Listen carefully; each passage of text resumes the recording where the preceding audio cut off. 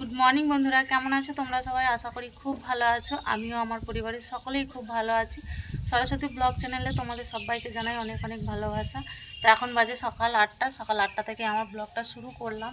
সকালে বাসি কাজ হয়ে গেছে, চাও খাওয়া হয়ে গেছে, আর এখানটায় দাঁড়িয়ে আছি, খুব সুন্দর হাওয়া দিচ্ছে।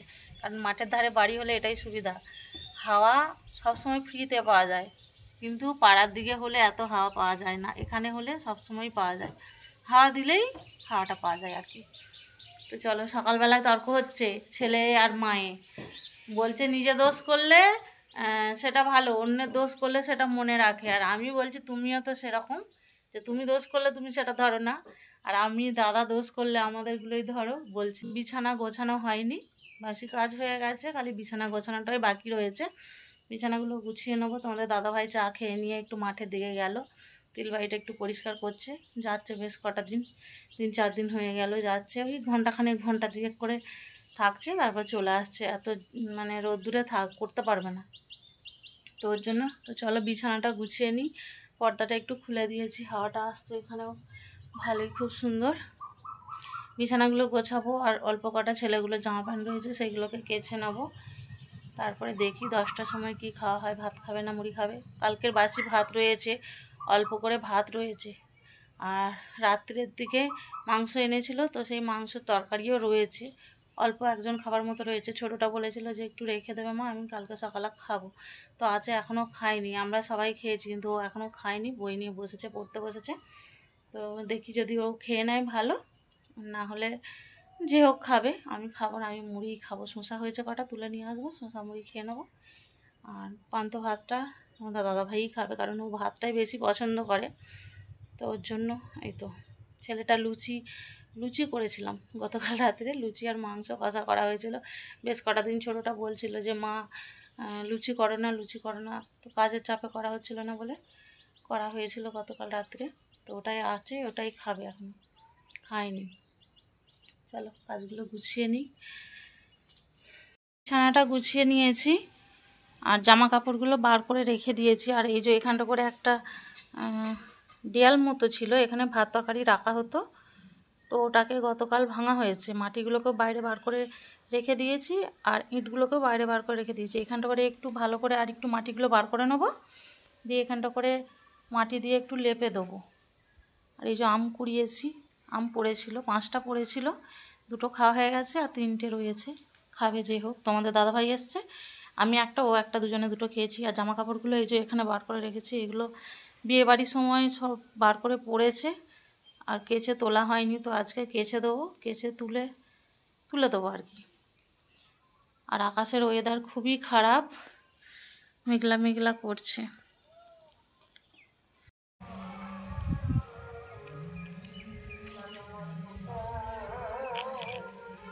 জামা কাপড়গুলো কাঁচা হয়ে গেছে, রোদ্দুরে দিয়ে নিই। আর এইদিকে কেমন দক্ষিণ দিক থেকে মেঘ ধরে আসছে, জানি না কতটা কি শুকোবে। যা রোদ দিচ্ছে শুকিয়ে যাবে হয়তো বৃষ্টি আসতে করতে।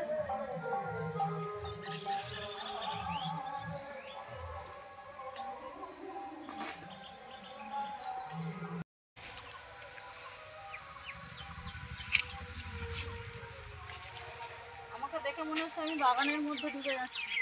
বাগানই, এখানে আম কুচো খেয়েছিল। গাছগুলো দেখতে দেখতে কত বড় হয়ে গেল।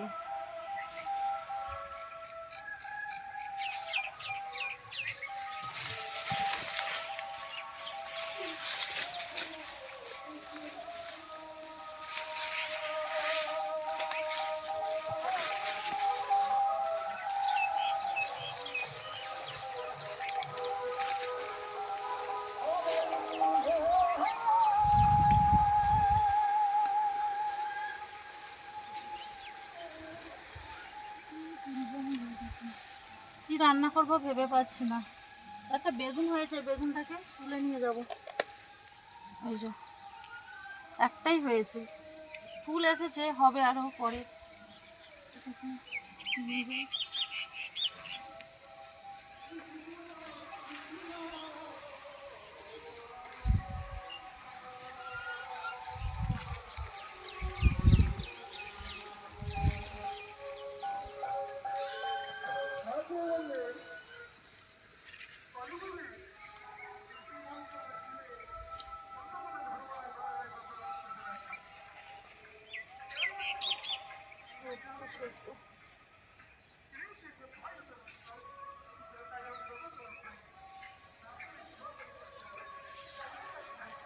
ছোট ছোট কতগুলো রয়েছে।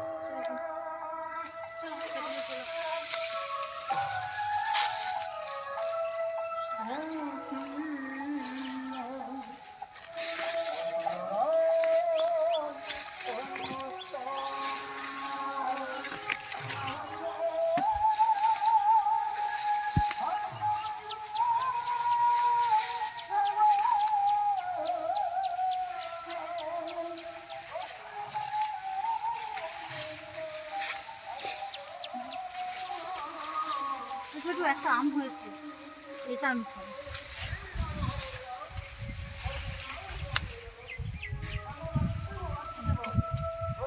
সামনে একটা আম পেকেছে, পোকা ধরা না ভালো আছে। এরকম ছোট্ট হয়ে গেছে ভালো।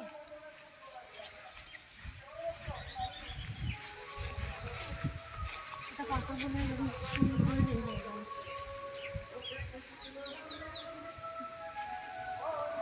করলা রয়েছে বাড়িতে কতগুলো, আর এই বেগুন, করলা দিয়ে আলু দিয়ে বেগুন দিয়ে ওটাই করব, আর ডাল করব।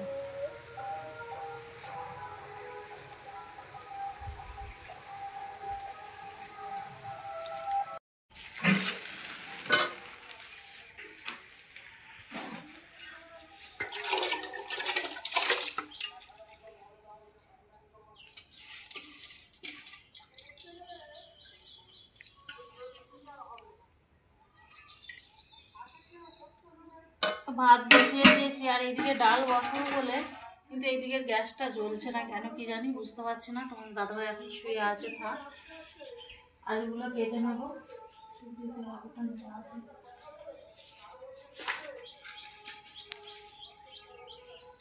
ছোট ছোট আলু এখন সব, বড় আলু আছে অল্প আছে।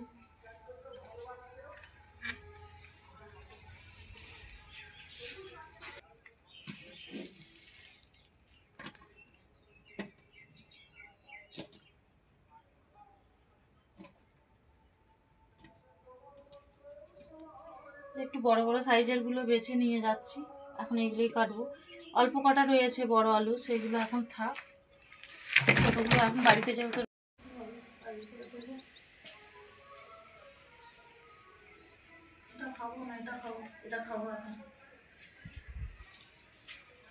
এটা এখন খাবো।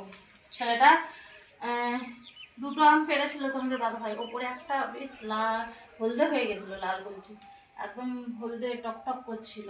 ওটা পেড়েছি আমি খাবো বলে, ছেলেটা খেয়ে নিয়েছে, খাচ্ছে আর আমাকে দেখাচ্ছে, টাক টাক করছে, এই কত মিষ্টি, এইগুলো যেন টক। এটা এখন আমি একা খাবো, আবার কি সদ্য জল নিয়ে আসি বাটিতে। আমার আনাজ কাটা হয়ে গেছে, এতে আলু, কড়াই, এই দুটো কড়াই তুলে এনেছিলাম, কড়াই, বেগুন এতে কেটে রেখেছি, আর এটা করলা, আর এই যে পেঁয়াজ কাটা হয়েছে। এই আলুগুলো বেশি হয়ে গেছে, এই আলুগুলো এখন ওখানে রেখে দিয়ে আসবো, এত লাগবে না, যেখানে ছিল সেখানেই রেখে দিয়ে আসবো। আর এখানে বসে বসে এত ঘুম পাচ্ছে আমার, কি বলবো, প্রচণ্ড ঘুম পাচ্ছে। এগুলোকে তুলে ফেলে দেবো। বসে বসে আমটা আমি কেটে খেয়েছি, খেয়ে নিয়ে তারপর আনাজ কাটতে বসেছি। জামা কাপড়গুলো তুলে নিচ্ছি, মেঘ ধরেছে এবেলাও, আর বিকেল হয়ে গেছে, উত্তর দিকে ধরেছে মেঘটা, বিকেল হয়ে গেছে। এখন জামা কাপড়গুলোর জন্য তুলে নিচ্ছি।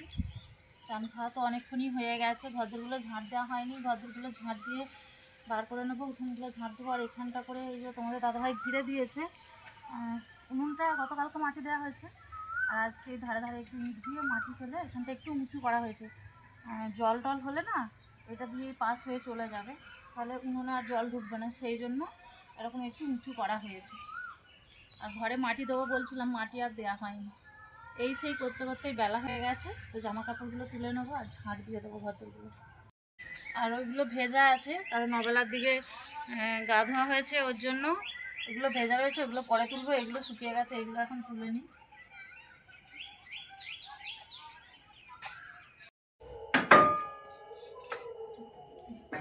তো আমি একটু রেডি হয়ে গেছি, কালী পুজো হচ্ছে আমাদের পাশেই, তো কালী পুজো মায়ের ভোগ খাওয়াবে, ওখানে যাবো। ওর জন্য রাত্রে কিছু রান্না করিনি, আর রান্না করিনি বলছি, ম্যাগি করা হয়েছিল, ছেলেগুলো এগিয়ে গেছে।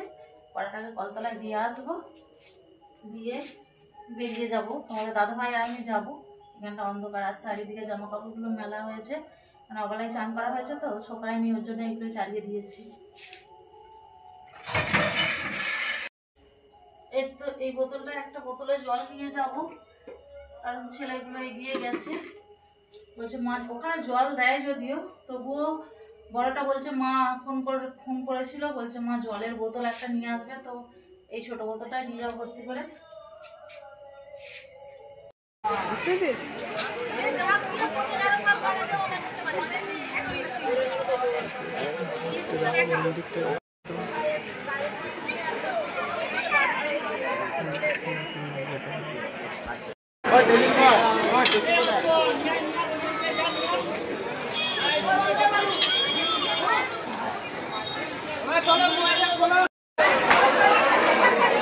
মাত্র আমরা এলাম ভোগ খেয়ে, আর এসে বসে পড়েছি।